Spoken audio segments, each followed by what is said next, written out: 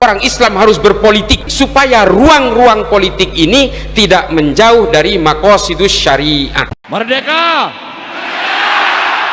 Tempat ini menjadi saksi bagaimana pidato Bung Karno selalu menggetarkan. Dedication of life disampaikan di sini, mengajarkan kita agar bisa mengabdi pada bangsa dan negara. Pak Jokowi mewujudkan itu. Infrastruktur yang hebat, IKN yang tidak hanya memindahkan tempat dan ibu kota, tapi membuka mindset, merubah mindset untuk menjadi negara maju, termasuk hilirisasi industri yang akhirnya kita diperhitungkan oleh dunia. Hari ini kita meneguhkan hati, bekerja keras dengan api semangat yang tak pernah padam, menangkan PDI Perjuangan dan calon presiden PDI Perjuangan Ganjar Pranowo. Siap! Siap! Siap! Orang harus paham ini. Assalamualaikum warahmatullahi wabarakatuh. Warganet yang berbahagia, kita bersyukur hidup di Indonesia sebagai negara yang merdeka, sebagai tanah air kita. Mari cintai tanah air kita ini agar kita bisa melaksanakan perintah Allah dengan sebaik-baiknya. Siapa calon presiden yang akan memenangkan pemilu presiden 2024? Saya istiqomah, saya justru sekarang lagi memikirkan dengan keras bagaimana kalau dipilih itu, karena tugasnya sangat berat. Nama Ridwan Kamil dan Sandiaga Uno kembali muncul sebagai dua nama teratas calon wakil presiden berdasarkan survei elektabilitas Sandi dan RK justru terus melorot sejak Januari lalu. Harapan Caimin untuk menjadi kandidat terkuat pendamping Prabowo kini semakin kuat dibayang-bayangi kemunculan putra presiden Gibran Rakabuming Raka. Sosok Gibran yang tiba-tiba bak magnet baru di peta Pilpres 2024 ini diibaratkan sebagai purnama politik.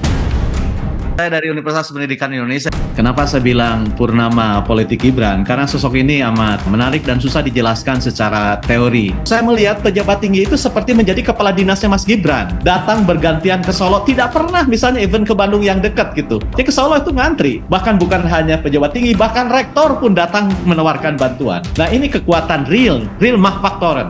Real kekuatan politik nyata. Saya bilang purnama politik karena saya menganggap Gibran ini bukan matahari. Gibran ini adalah bulan. Kekuatan politiknya terpantur dari sumber lain. Wacana menduetkan Ganjar Pranowo dan juga Anies Baswedan menuai sejumlah respon. Beberapa partai politik pengusung kedua capres menunjukkan gelagat menolak rencana tersebut, meski mengklaim tidak menutup kemungkinan adanya komunikasi antar koalisi. Lalu mungkinkah perjodohan ini akan berhasil? Dan apa yang kemudian bisa kita baca dari berhembusnya wacana ini? Baik, sebelum saya bertanya ini kira-kira mungkin atau tidak probabilitas begitu, saya tanya dulu, apa kemudian suasana yang akhirnya membuat tercetus rencana menduetkan, mengkawinkan Ganjar dan juga Anies begitu? Kalau kita mendengar statement politik yang disampaikan oleh Pak Said Abdullah, itu saya kira argumennya dua hal. Pertama, ini sebagai upaya untuk melakukan rekonsiliasi politik. Kata Said misalnya dalam beberapa pernyataannya bahwa supaya tidak ada lagi keterbelahan, tak ada lagi cebong, tidak ada lagi kampret, tak ada lagi kadrun, tak ada lagi kodrun, dan seterusnya dan seterusnya. Dalam konteks itu saya kira cukup rasional, karena pendukung Ganjar Pranowo dan Anies Baswedan ini kan mewakili dua kutub yang berbeda, cukup ekstrim, dan selama ini saling berhadap-hadapan, bainas sama wal lubang sumur gitu ya, seakan-akan dua kutub yang saling berjauhan dan sangat tidak mungkin untuk bisa bertemu satu sama yang lainnya. Ini ibaratkan air dan minyak, kira-kira begitu. Oke, ini menarik kalau Anda mengatakan ini kemudian entitas yang berbeda sudah digabung, saya juga akan pengen ke sana, tapi sebelumnya saya ingin tanya dulu, ketika ini muncul, ini tidak lama kemudian setelah dua survei muncul di publik, yaitu Litbang Kompas dan juga Indikator Politik Indonesia mengatakan ketika head to head kalah tipis begitu dengan seorang Prabowo, apalagi sudah didukung Golkar, PAN. Bukankah ini sebuah kepanikan begitu melihat kondisi? Nah itu yang saya sebut, ini argumen yang kedua. Pak Said Abdullah juga mengatakan bahwa kalau melihat dalam simulasi survei, bahwa ketika terjadi head to head dengan asumsi Anies tidak lolos putaran kedua, masuk putaran yang selanjutnya itu adalah Ganjar dan Prabowo Subianto, ini kan selisihnya tipis. Itu artinya apa? Penentu kemenangan kalau terjadi head to head antara Ganjar dan Prabowo Subianto tentu suaranya Anies Baswedan. Dalam dalam konteks inilah kemudian sepertinya PDIP perlu gerak cepat gitu ya untuk merangkul Anies sejak awal. Kalau memang suara Anies adalah penentu di atas segala-galanya, kenapa tidak dari awal saja kemudian Ganjar dan Anies berpasangan? Head to head begitu ya? Betul. Kalau mau jujur sebenarnya Prabowo Subianto juga sangat membutuhkan suara Anies. Kalau tidak salah misalnya dalam survei Litbang Kompas ada sekitar 14-17% jumlah pemilih Anies Baswedan yang akan diperebutkan oleh siapapun yang masuk putaran kedua. Yang secara terbuka menyatakan tertarik untuk menduetkan ini baru PDIP.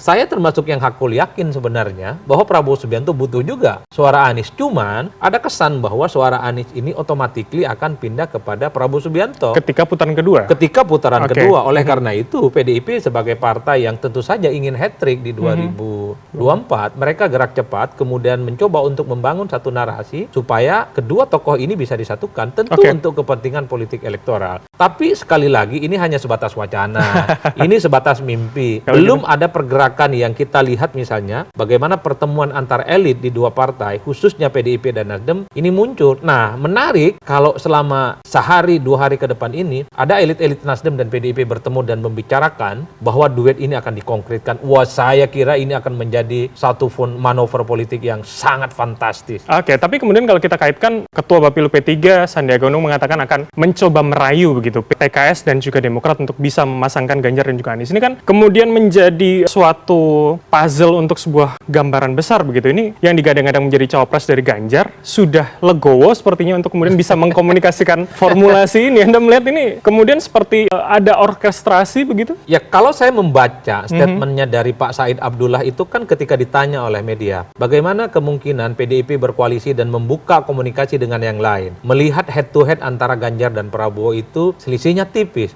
Said kemudian membuka bahwa sangat mungkin akan menjadikan Anies sebagai pendamping atau menyatukan Anies dengan Ganjar Pranowo. Ini kan satu statement politik. Oleh karena itu, ketika ada wacana ini, maka suka tidak suka, maka poros perubahan bukan hanya Nasdem yang diangkut, tapi juga harus dipastikan PKS dan Demokrat ada di dalamnya. Karena mengakumulasi kekuatan politik, memenangkan pertarungan di putaran kedua, maka tentu butuh resource, butuh tambahan politik yang tentu saja pastinya dibutuhkan oleh tim sukses dan para pendukungnya Ganjar. Sandi misalnya cukup legowo dalam tanda kutip ya, bahwa kalau ini duet jadi, maka Sandi pun juga akan mencoba untuk melakukan lobby-lobby dan orkestrasi meyakinkan Demokrat dan PKS yang rasa-rasanya sampai saat ini kelihatan belum ikhlas untuk bergabung dengan PDIP kan. Harus rayuan seorang Sandi begitu ya langsung. Betul. Artinya apa? Ini ada satu kerendahan hati dari kubu pendukung Ganjar Pranowo untuk melakukan kerjasama dan berkoalisi dengan teman-teman poros perubahan politik. Kalau begitu berarti pertanyaannya seberapa mungkin probabilitasnya? Apalagi kemudian kalau kita lihat banyak kemudian analisa mengemuka PKS agak sulit rasanya bertemu dengan PDIP. Anda mengatakan cebong dan kampret entitas air dan minyak. Seberapa kemudian kalau kita simulasikan bisa menyampur jadi satu gitu Mas Adi? Kalau dilihat rata-rata kecenderungannya, saya masih melihat 50%, 50%, 50-50. Kenapa 50-50? Ini kan hanya sebatas wacana. Tapi ingat, yang menyambut positif wacana soal menyatukan Ganjar dan Anies, itu ini Partai Nasdem. Nasdem itu adalah satu-satunya partai politik yang sejak awal mendeklarasikan Anies untuk bisa maju di Pilpres 2024. Oleh karena itu, maka bagi PDIP harus selesai dulu dengan Nasdem. Kalau antara elit PDIP dengan elit Nasdem sepakat kerjasama Ganjar dengan Anies, ya saya kira PKS Demokrat mau ikut boleh, tak ikut pun juga nggak ada soal. Karena secara prinsip kalau dihitung rata-rata, ini Aniesnya yang dibutuhkan. Plus Nasdem sebagai pengusung utama. Bahkan kalau kita melihat bagaimana Nasdem sejak awal sounding kepada publik soal capres yang mereka sampaikan kepada publik, di situ ada proposal bagaimana Ganjar itu berduet dengan Anies Baswedan. Ini semacam membangkitkan romantisme bahwa dulu kala Nasdem ini punya proposal politik. Sempat. Ya, ada satu proposal politik yang disampaikan oleh Nasdem kepada kubu pemerintah gitu ya, kepada istana dan kepada publik soal kemungkinan menduetkan antara Ganjar Pranowo dan Anies Baswedan. Pun kemudian Demokrat tetap bersikuku bahwa hari ini posisinya adalah Anies sebagai capres begitu ya. Ini berbeda dengan Nasdem dan juga PKS mengatakan ya masih mungkin saja begitu komunikasi terjadi. Kalau Demokrat wajar kalau agak resisten. Demokrat agak sedikit agresif menolak cukup rasional karena bagi Demokrat tak ada ceritanya di 2024 AHY bisa maju.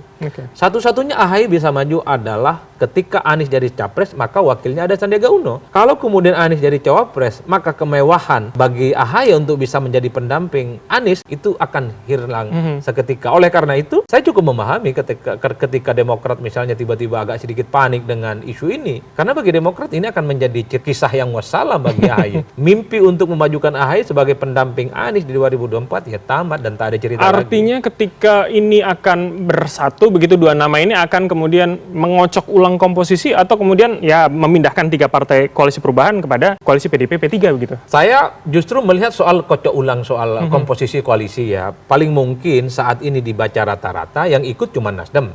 Kalau Nasdem dan PDIP bersepakat menduetkan Ganjar dengan Anies. PKS tidak? Nah, PKS pasti akan berhitung betul kira-kira apa sikap politiknya ke depan. Tapi kalau dilihat kecenderungan rata-rata, totali pemilih Anies itu yang tidak terafiliasi dengan partai politik manapun, banyak yang memilih PKS. Jadi pilihan rumit bagi PKS. Satu sisi dengan PDIP, punya jarak psikologi politik yang relatif agak sulit untuk bertemu, karena faktor ideologis yang saya kira memang sejak lama berbeda. Tapi pada saat yang bersamaan, ingat loh, pemilih Anies Baswedan yang tidak punya partai, yang tidak punya party ID, dari dulu itu menjadikan PKS sebagai pilihan politiknya, tentu selain Nasdem ya. Oleh karena itu, saya kira kalau Anies menerima tawaran ini, yang pusing pun juga PKS. Dan pada saat yang bersamaan, yang pusing itu adalah Partai Demokrat. Karena bisa dipastikan lebih pusing yang mana? Maju. Pusing Demokrat? Dua-duanya pusing. Tidak bisa kita lihat probabilitas misalkan, mungkin lebih pusing Demokrat, artinya PKS lebih potensial begitu? Kalau saya kecenderungan PKS mungkin akan ikut, karena di situ ada Anies. Saya melihat kecenderungan kemana Anies mengalir, disitulah PKS juga akan ikut. Karena tentu yang diharapkan oleh PKS adalah kotel efek, dengan terus agresif dan mengkampanyekan Anies sebagai sosok yang mereka perjuangkan. Kalau dilihat billboard, baliho, dan penetrasi ke bawah, PKS itu cukup kuat menjadikan Anies sebagai simbol capres yang akan mereka usung. Oleh karena itu bagi PKS jangan lepas ini barang. Yang rumit justru Partai Demokrat. Sama kubunya PDIP mungkin resisten kalau ini menjadi satu koalisi, tapi pada saat yang bersamaan kalau bergabung dengan koalisinya Prabowo sekalipun juga dianggap tidak terlampau penting. Apalagi dengan proposal AHY sebagai cawapres, ini akan lebih susah lagi begitu ya. Semakin rumit. Mas Adi, terakhir, kalau begitu ketika skema ini walaupun Anda katakan 50% ketika jadi begitu, akankah kemudian merubah dukungan seorang Jokowi mengendorse? Apakah kemudian akan lebih imbang lagi, tidak hanya Prabowo tapi Ganjar dan Anies akan juga mendapat blessing gitu? Kenapa saya sebut soal probability-nya ini 50-50 ya? Karena dalam politik itu kan segalanya serba mungkin. Yang tak mungkin cuma satu, menghidupkan kembali orang yang sudah meninggal. Itu tak mungkin dalam politik, selebihnya mungkin. Nah, yang kedua justru jangan-jangan wacana soal menduetkan Ganjar Pranowo dan Anies Baswedan ini kode kerasnya sebenarnya dialamatkan ke Pak Lurah, dialamatkan ke Istana dan dialamatkan ke Jokowi yang sangat kelihatan saat ini misalnya portofolio politiknya lebih banyak mengendorse Prabowo Subianto, bahkan ada kemungkinan berduet dengan Gibran Rakabuming Raka. Bagi PDIP mungkin kalau memang Jokowi inginnya Prabowo dan Gibran, bukan tidak mungkin PDIP akan menduetkan Ganjar Pranowo dengan Anies, sosok yang selama ini terkesan adalah sosok yang paling tidak diinginkan oleh Jokowi untuk bisa maju di 2024. Dalam konteks itulah kemudian sangat relevan pernyataan Megawati Soekarno Putri bahwa ini adalah dansa politik sih ya.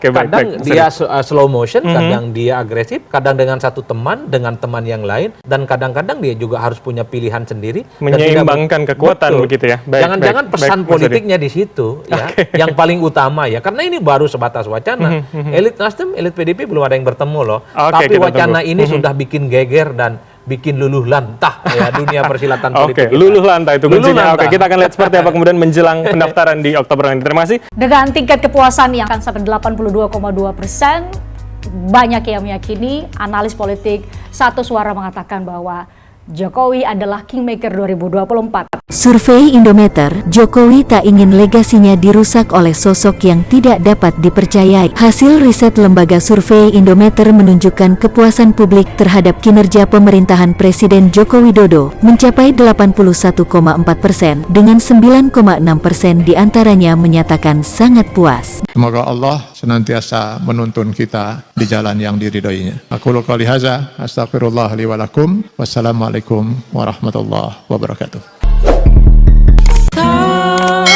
Terima kasih.